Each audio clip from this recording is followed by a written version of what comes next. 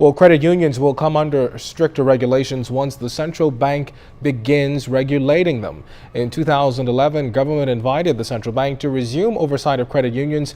And according to Rochelle Delaveau, who is legal counsel for the bank, efforts are now underway to strengthen the entities.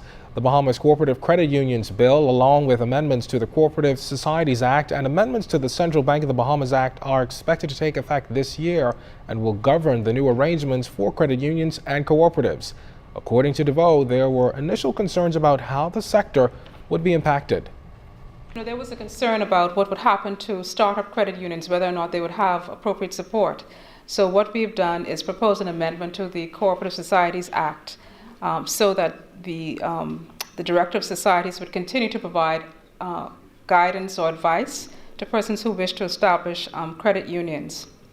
And once they are ready to be registered, they'll be registered under the new Cooperative Credit Unions Act and registered by the central bank. Now, Delaveau says there are also more provisions within the credit unions bills that would support the growth of smaller credit unions. She says the central bank is cognizant that these organizations require special attention, and it is trying to ensure that they receive the kind of oversight that will be helpful to their future growth. In the credit unions bill, there are relaxed reporting requirements for credit unions with assets of less than $1 million.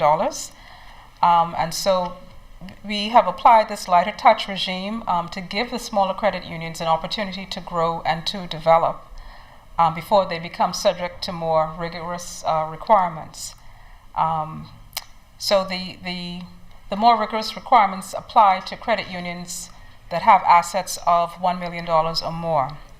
So we've tried to meet some of the concerns that have been raised as we've been developing these bills.